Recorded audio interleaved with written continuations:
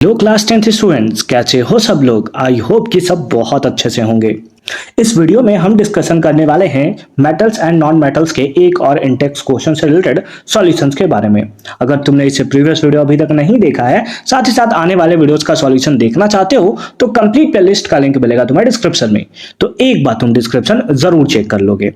Question number 1 क्या है, ध्यान से देखो। Why is sodium capped immersed in kerosene oil, यानी कि सोडियम को केरोसिन ऑयल में डिप्ड करके क्यों रखा जाता है। तो इसका सिंपल सा आंसर होगा कि सोडियम जो होता है बहुत ज्यादा रिएक्टिव मेटल होता है। इतना ज्यादा रिएक्टिव मेटल्स होता है कि एयर में प्रेजेंट ऑक्सीजन के साथ भी ये रिएक्ट कर लेता है और फायर को कैच कर लेता है, यानी कि जलना स्टार्ट हो जाता है। यही रीजन होता है कि उसको ऑक्सीडेशन से बचाने के लिए, यानी कि उसको ऑक्सीजन से प्रेजेंस के बचाने के लिए उसको केरोसिन ऑयल में इमर्स्ड करके रखा जाता है, ताकि ना तो उसके ऊपर मॉइस्चर अटैक कर पाए, ना ही उसके ऊपर वाटर अटैक कर पाए, ना ही एयर अटैक कर पाए, टू प्रिवेंट एक्सीडेंटल फायर, ताकि एक्सीडेंटल फायर को प्रिवेंट किया जा सके। तो इस तरीके से तुम इसका आंसर जो है वो लिखोगे। ठीक है, सेकेंड पार्ट में आ जाओ। सेकेंड पार्ट में दिया है right a equation for the reaction of iron with steam. तुम्हें पता है कि आयरन जो है वो स्टीम के साथ रिएक्शन करता है, और जब भी मेटल्स स्टीम के साथ रिएक्शन करते हैं तो वैसे केसेस में मेटल ऑक्साइड का फॉर्मेशन करते हैं और हाइड्रोजन गैस भी लिबरेट करते हैं। तो फर्स्ट पार्ट का आंसर लिख दो। फर्स्ट पार्ट में क्या है, आयरन रिएक्ट विथ स्टीम, तो यहां पर लिखेंगे आयरन है और ये रिएक्शन कर रहा है स्टीम के साथ, यानी कि H2O, बट ये किस फॉर्म में होगा, दैट इज गैसियस फॉर्म में, जिससे हमें पता चल जाता है कि वेपर फॉर्म में है। जब ये कंबाइन करेगा तो ये फॉर्मेशन करेगा Fe3O4 का, Fe3O4, ठीक है, प्लस H2, है ना। अब इक्वेशन में कहीं भी नहीं लिखा हुआ है कि इक्वेशन बैलेंस्ड करना है या नहीं करना है, बट तुम्हें इक्वेशन जब भी लिखना होता है बैलेंस्ड फॉर्म में लिखोगे तो ज्यादा अच्छा लगता है। ठीक है, तो अच्छा लगाना ही मेन मोटिव है हमारा। 3 इधर भी आयरन उधर भी आयरन, ठीक है। ऑक्सीजन 4, तो यहां पर भी कर दिया ऑक्सीजन 4, हाइड्रोजन 8, तो हाइड्रोजन 8। इक्वेशन हो गया हमारा बैलेंस्ड। ठीक है, अब इसको सर क्या बोलते हैं, सर Fe3O4। ये ना दो सब्सटेंसेस का मिक्सचर होता है, यानी कि दो ऑक्साइड्स का मिक्सचर होता है। ये मिक्सचर होता है Fe2O3, यानी कि फेरिक ऑक्साइड, और फेरस ऑक्साइड FeO, दोनों को मिक्सचर होता है। इसको हम लोग बोलते हैं, क्योंकि ये मैग्नेटिक होता है नेचर का, इसीलिए इसको बोला जाता है मैग्नेटिक ऑक्साइड। क्या बोला जाता है, दैट इज मैग्नेटिक ऑक्साइड। तो कहीं पे लिखा रहे मैग्नेटिक ऑक्साइड्स, है ना, आयरन के मैग्नेटिक ऑक्साइड्स, तो भी तुम समझ जाओगे कि ये Fe3O4 के बारे में ही बात कर रहा है। ठीक है, सेकेंड पार्ट में आता है कैल्शियम विथ वाटर। तो कैल्शियम जो है मेनली कोल्ड वाटर के साथ भी रिएक्शन कर लेता है, एकदम आसानी से कर लेता है। ठीक है, तो कैल्शियम है, कैल्शियम का रिएक्शन अगर तुम वाटर के साथ करोगे, यानी कि H2O के साथ करोगे, तो वैसे केसेस में सर ये हाइड्रोक्साइड का फॉर्मेशन करता है, यानी कि कैल्शियम हाइड्रोक्साइड का फॉर्मेशन करेगा, और साथ ही साथ हाइड्रोजन गैस जो है वो रिलीज होगा। यहां पर 2 लगा दोगे तो ये इक्वेशन भी तुम्हारा बैलेंस्ड हो जाएगा। ठीक है, यानी कि जब कैल्शियम को वाटर के साथ रिएक्शन कराओगे, ये फॉर्मेशन करेगा कैल्शियम हाइड्रोक्साइड का, और उसके साथ साथ हाइड्रोजन गैस रिलीज्ड होगा। ठीक है, फिर अगर पोटेशियम का रिएक्शन वाटर के साथ कराना है, ठीक है, करा देते हैं। पोटेशियम भी बहुत ज्यादा रिएक्टिव है, ये भी कोल्ड वाटर के साथ रिएक्शन आराम से कर लेता है। जैसे कैल्शियम जो है वो हॉट वाटर के साथ भी रिएक्शन करता है। ठीक है, मतलब रिएक्शन जो है वो हो जाते हैं। पोटेशियम बहुत ज्यादा रिएक्टिव है, तो ये कोल्ड वाटर के साथ कर लेगा और अगेन वही फॉर्मेशन करेगा पोटेशियम हाइड्रोक्साइड का, और उसके साथ साथ हाइड्रोजन गैस। सर इसको भी बैलेंस्ड करना होगा सर, बिल्कुल बैलेंस्ड करना होगा सर। 2 2 2, है ना, ये इक्वेशन हमारा क्या हो गया, बैलेंस्ड हो गया। क्लियर है, क्लियर है, कोई प्रॉब्लम नहीं है ना। और ये रिएक्शन जो होता है बहुत ज्यादा फास्ट होता है, क्योंकि तुम्हें पता है कि पोटेशियम भी जो होता है बहुत ज्यादा विग्रसली रिएक्ट करता है, इसलिए जब उसको कोल्ड वाटर में भी रखते हो ना तो बहुत खतरनाक रिएक्शन होता है और बहुत जल्द फायर कैच हो जाता है, जैसे सोडियम के केस में होता है। ये क्वेश्चंस बहुत अच्छा है। क्या है, sample of 4 metal ABCD are taken and added to the solution given in the following tables 1 by 1, the result obtain are as follow. Sir हम इसी क्वेश्चन के लिए तो आए थे, अब ये क्वेश्चन हमें बहुत अच्छे तरीके से समझा देना। तो चलो थोड़ा सा इसको मैं, है ना, जूम कर लेता हूं, और यहां पर तुम लोग ध्यान दोगे जो जो मैं मेटल्स लिख रहा हूं उसके बारे में। जैसे अगर तुम्हें रिएक्टिविटी सीरीज याद हो मेटल्स का, तो उसमें क्या होता है, ऐसे ही होता है, पोटेशियम, सोडियम, ठीक है ना, कैल्शियम है, CO मत समझना, ऐसे ही होता है ना। एक बार मैं इसको लिख देता हूं, ठीक है। Hg फिर Ag भी होता है, ठीक है, Au भी होता है नीचे, चलो ठीक है, वो हम लोग समझते हैं, ठीक है। Ag भी मैं लिख ही देता हूं, ठीक है, ताकि क्लियर रहे तुम्हारा हर एक क्वेश्चन, क्योंकि सिल्वर नाइट्रेट है इसमें। तो ऐसा करते हैं, नीचे Ag लिख देते हैं, ठीक है। तो यहां पर हमने लिख दिया क्या, Ag। चलो ठीक है। अब ध्यान से देखोगे, पोटेशियम जो होता है वो सबसे ज्यादा क्या होता है, मोर रिएक्टिव। Mr मतलब क्या है, मोर रिएक्टिव है। और जो Ag है अभी तक के लिए क्या है, सबसे लेस रिएक्टिव है, ठीक है। हालांकि उसके नीचे भी Au आता है, दैट इज गोल्ड आता है, बट उसको छोड़ो अभी, ठीक है। सबसे ज्यादा कौन सा है, पोटेशियम रिएक्टिव है। और सबसे कम रिएक्टिव कौन सा है, सबसे कम रिएक्टिव अभी तक तो सर सिल्वर है ना, जितना आपने लिखा उसमें सबसे कम रिएक्टिव सिल्वर है, ठीक है। सिल्वर कम रिएक्टिव हुआ। अब इसमें क्या होता है ना, डिस्प्लेसमेंट रिएक्शन तुम लोगों ने पढ़ रखा है कि जो ज्यादा रिएक्टिव होता है वो अपने से कम रिएक्टिव को डिस्प्लेस कर सकता है सॉल्यूशन में। जैसे अगर मैं तुम्हें बताऊं कि सोडियम है और हमारे पास है FeSO4, तो क्या ये Fe डिस्प्लेस हो पाएगा? तो तुम देख रहे हो कि सोडियम जो है वो ज्यादा रिएक्टिव है कंपेयर टू Fe। Fe कहां आपका, यहां है, सोडियम कहां, बहुत ऊपर है। इसका मतलब हाँ बिल्कुल, सोडियम जो है वो डिस्प्लेस कर देगा, है ना, डिस्प्लेस कर देगा, ठीक है, ठीक है। बस ये कॉन्सेप्ट अगर तुम्हारा क्लियर हो गया कि ऊपर वाले एलिमेंट्स नीचे वाले एलिमेंट्स को डिस्प्लेस कर सकते हैं, लेकिन नीचे वाले एलिमेंट्स ऊपर वाले एलिमेंट्स को डिस्प्लेस नहीं कर सकते हैं। क्लियर है? हाँ सर एकदम क्लियर है। अब क्वेश्चन पढ़ो एक बार फिर से। क्या यह है, ABCD 4 मेटल्स हैं, ठीक है, ठीक है, 4 मेटल्स मान लिए हमने। Taken and added to the solution, ठीक है। ए के बारे में सबसे पहले स्टार्ट करते हैं। किसके बारे में, ए के बारे में, ठीक है। ए क्या है, आयरन के साथ नहीं रिएक्शन होता है। आयरन के साथ रिएक्शन नहीं होता मतलब जो मेटल है पक्का आयरन से नीचे बिलोंग करता है, तभी इसके पास टेंडेंसी नहीं है कि वो डिस्प्लेस कर पाए, है ना, डिस्प्लेस कर पाए।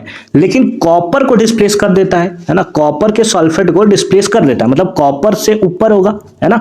आयरन को डिस्प्लेस नहीं कर पाता, मतलब आयरन से नीचे होगा तभी डिस्प्लेस नहीं कर पा रहा है, क्योंकि अगर ऊपर होता तो डिस्प्लेस तो कर देता। और कॉपर को डिस्प्लेस कर दे रहा है ना, डिस्प्लेस कर दे रहा है मतलब कॉपर से तो ऊपर है, यानी कि ए जो है वो आपका कहीं यहां पर बिलोंग कर रहा है। क्लियर है? ए कैसे बिलोंग किया, क्लियर है ना? हाँ सर क्लियर है। आयरन को डिस्प्लेस नहीं कर पाया, इसका मतलब आयरन से नीचे होगा, और कॉपर को डिस्प्लेस कर दिया मतलब कॉपर से ऊपर होगा। अब कहां पे होगा ये एग्जैक्ट हमें नहीं पता, लेकिन पता है कि कॉपर और आयरन के बीच में होगा, ठीक है। बी में आ जाओ, बी में आ जाओ। बी क्या है, आयरन को डिस्प्लेस कर दे रहा है। आयरन को डिस्प्लेस कर दे रहा मतलब सर आयरन से ऊपर होगा, आयरन से क्या होगा, ऊपर होगा, ठीक है। कॉपर की जगह कुछ नहीं लिखा मतलब यही वाला चीज रिपीट होगा, मतलब डिस्प्लेस कर देगा, ठीक है। जिंक को नो रिएक्शन, मतलब जिंक से कम रिएक्टिव है, ठीक है, जिंक से कम रिएक्टिव है। सर इसके बीच में तो कुछ एलिमेंट ही नहीं दिख रहा है सर, और भी बहुत सारे एलिमेंट्स होते हैं, जैसे हमारे पास टोटल 118 एलिमेंट्स होते हैं ना, जिसमें 92 मेटल्स हैं। आप देख रहे हो यहाँ पर गुन्ने चुन्ने 10-12 एलिमेंट्स ही लिखे गए हैं, मतलब कहीं ना कहीं आयरन और जिंक के बीच में तुम्हारा क्या आएगा, बी आएगा, है ना। आयरन और जिंक के बीच में तुम्हारा क्या आएगा, दैट इज बी आएगा। तो बी तुम्हारा कहीं यहां होगा, क्योंकि आयरन को क्या कर रहा है, आयरन को डिस्प्लेस कर दे रहा है मतलब आयरन से ऊपर, जिंक को डिस्प्लेस नहीं कर पा रहा है मतलब जिंक से नीचे, तो बीच में कहीं बिलोंग करेगा, ठीक है। सी में आ जाओ। क्या लिखा है, सी, आयरन के साथ नो रिएक्शन। आयरन के साथ नो रिएक्शन मतलब आयरन से नीचे, ठीक है। कॉपर के साथ भी नो रिएक्शन, मतलब इस बार सर कॉपर से भी नीचे आएगा, क्या बात कर रहे हो, ठीक है। जिंक से नो रिएक्शन, वो तो बात सही है ना, कॉपर से ही रिएक्शन नहीं हो रहा है तो जिंक से क्या ही रिएक्शन कर पाएगा, ठीक है। उसके साथ साथ सिल्वर से डिस्प्लेसमेंट शो कर रहा है, मतलब सिल्वर से कहां होगा, ऊपर होगा, सिल्वर से ऊपर, ठीक है, कॉपर से नीचे, ठीक है। उसके साथ साथ आयरन से भी नीचे और जिंक से भी नीचे, तो कहां पे बिलोंग करेगा, कहीं यहां पर बिलोंग करेगा आपका सी, ठीक है, यहां पर कहीं बिलोंग करेगा सी, क्योंकि कॉपर से नीचे है और तुम्हारा सिल्वर से ऊपर है, ठीक है, ठीक है। क्लियर है ना यहां तक? हाँ सर क्लियर है, एकदम क्लियर है। डी के केसेस में देखो किसी के साथ रिएक्शन नहीं करता भाई, है ना, किसी के साथ रिएक्शन नहीं करता, यहां तक कि सिल्वर के साथ भी रिएक्शन नहीं करता, मतलब ये तो सिल्वर से भी नीचे आएगा, है ना, सिल्वर से भी नीचे आएगा, मतलब डी तुम्हारा कहीं यहां पर होगा, है ना, डी कहीं तुम्हारा यहां पर होगा। अब चलो एक एक करके आंसर करते हैं। जैसे फर्स्ट पार्ट है हमारा, ठीक है, फर्स्ट पार्ट देखो, फर्स्ट पार्ट में हमारे पास है कि which is the most reactive elements. सबसे रिएक्टिव एलिमेंट्स कौन सा होगा सर, जो सबसे ऊपर होगा वही सबसे रिएक्टिव होगा, यानी कि कौन सा होगा, दैट इज बी। तो हम लोग आंसर लिख देंगे क्या, बी। बी सबसे रिएक्टिव एलिमेंट्स होगा। अच्छा अच्छा अच्छा, अब समझ में आया सर, है ना। ये क्वेश्चन हमें अच्छे तरीके से समझ नहीं आ रहा था, बट अब क्लियर हो गया होगा, आई होप, है ना। फिर क्या है next, what do you observe when metal B, है ना, बी बी जो है वो क्या करता है, added to the solution of copper sulphate. जब बी को कॉपर सल्फेट के साथ मिक्स किया जाता है तो क्या होगा सर, बी ज्यादा रिएक्टिव है कॉपर से, तो ये कॉपर को क्या कर देगा, डिस्प्लेस कर देगा, यानी कि Cu को डिस्प्लेस कर देगा, BaSO4 के साथ कंबाइन करके BaSO4 का फॉर्मेशन कर देगा। सर इसको लिखेंगे कैसे सर, क्या ऐसे ही लिख देंगे, नहीं, तुम्हें आंसर में लिखना होगा कि since B is more reactive than copper then it displace, है ना, then it displace copper from their salt solution. ठीक है, यानी कि क्योंकि बी ज्यादा रिएक्टिव है कॉपर से, इसीलिए बी जो होगा कॉपर को डिस्प्लेस कर देगा उसके सॉल्ट सॉल्यूशन से। ठीक है, क्लियर है, प्रॉब्लम नहीं है ना, हाँ नहीं सर कोई प्रॉब्लम नहीं है। थर्ड पार्ट में आ जाओ। थर्ड पार्ट में लिखो, arrange the metal A B C D in order of decreasing reactivity. Decreasing मतलब जो सबसे ज्यादा होगा, उससे कम होगा, उससे कम होगा, और जो सबसे कम होगा। तो ये हो गया तुम्हारा डिक्रीजिंग, सबसे ज्यादा बी, फिर ए, फिर सी, फिर डी। ये तुम्हारा क्लियर हो गया क्वेश्चन। ठीक है, कोई प्रॉब्लम नहीं ना अब क्वेश्चन में, एकदम थोड़ा भी प्रॉब्लम नहीं होना चाहिए तुम लोगों को। ठीक है, अब इसको थोड़ा सा अच्छे से लिख देते हैं हम लोग। ठीक है, चलो ठीक है, आ जाओ क्वेश्चन नंबर 4 पे। Which gas is produced when dilute hydrochloric acid is added to the reactive metal? जब dilute hydrochloric acid यानी कि HCl को एक रिएक्टिव मेटल के साथ रिएक्शन कराया जाता है, तो कोई भी मेटल आप ले लो, लेट अस सपोज कौन सा मेटल ले लें, जिंक ले लें, हाँ सर ले लो। सर ये चैप्टर 1 में ही हमने पढ़ रखा है सर, डिस्प्लेसमेंट रिएक्शन होता है, जिंक क्लोराइड और हाइड्रोजन गैस का फॉर्मेशन होता है। इसका मतलब कौन सा होगा कि बिल्कुल हाइड्रोजन गैस का प्रोडक्शन होता हुआ मिलेगा जब भी डाइल्यूट हाइड्रोक्लोरिक एसिड एक रिएक्टिव मेटल के साथ रिएक्शन करेगा। ठीक है, उसके बाद सर आगे भी कुछ लिखा हुआ है ना, राइट द केमिकल इक्वेशन, एक केमिकल इक्वेशन बताना है when iron react with dilute sulphuric acid, है ना। आयरन किसके साथ रिएक्शन कर रहा है, आयरन जो है वो डाइल्यूट सल्फ्यूरिक एसिड के साथ रिएक्शन कर रहा है, मतलब H2SO4 के साथ रिएक्शन कर रहा है। डिस्प्लेसमेंट रिएक्शन होगा, ये फॉर्मेशन करेगा FeSO4 का, और उसके साथ साथ हाइड्रोजन गैस जो है वो लिबरेट होगा। ठीक है, तो क्या लिखा है, राइट द केमिकल इक्वेशन। ठीक है, when iron react with dilute hydrochloric acid, तो ये तुम्हारा इक्वेशन हो गया। ये ऑलरेडी बैलेंस्ड भी तुम्हें नजर आ रहा है, बोलो क्लियर है ना, क्लियर है ना, हाँ सर एकदम क्लियर है।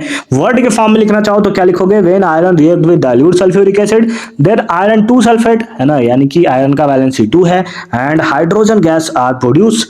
This chemical reaction are represented by the equation as follow, है ना, जो कि हमने नीचे इक्वेशन को लिख रखा है। ठीक है, आ जाते हैं क्वेश्चन नंबर 5 पे। 5 क्या लिखा हुआ है, what would you observe when zinc is added to the solution of iron 2 sulphate. Zinc को ऐड किया जाता है आयरन 2 सल्फेट के सॉल्यूशन यानी FeSO4 के सॉल्यूशन के अंदर। तो जिंक क्योंकि ज्यादा रिएक्टिव है आयरन से, ये अगेन क्या करेगा, Fe को यहां से भगा देगा, यानी कि ये इधर निकल लेगा Fe। तो जिंक किसके साथ, SO4 के साथ कंबाइन कर लेगा, यानी कि जिंक सल्फेट का फॉर्मेशन करेगा, है ना,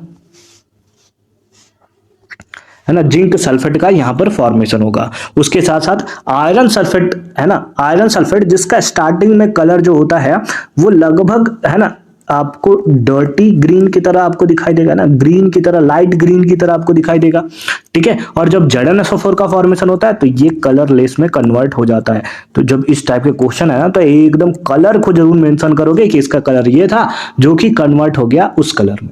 ठीक है, देखो आंसर क्या लिखेंगे, zinc is more reactive then iron therefore zinc displace iron from its salt solution. ठीक है sir, the colour of ferrous sulphate is pail green, है ना, जो फेरस सल्फेट का कलर है वो पेल ग्रीन है। ठीक है, जो कि जिंक सल्फेट के फॉर्म में जब कन्वर्ट होता है तो कलरलेस का फॉर्मेशन हो जाता है। ठीक है, तो यहां पर ये क्वेश्चन जो है वो हमारा फाइनली कंप्लीट हो जाता है, या यूं बोले तो ये इंटेक्स क्वेश्चन हमारा फाइनली कंप्लीट हो जाता है। मिलते हैं एक और इंटेक्स क्वेश्चन के सॉल्यूशन के साथ नेक्स्ट वीडियो में। कंप्लीट लिस्ट का लिंक मिलेगा तुम्हारे डिस्क्रिप्शन में, तो एक बार तुम डिस्क्रिप्शन जरूर चेक कर लोगे।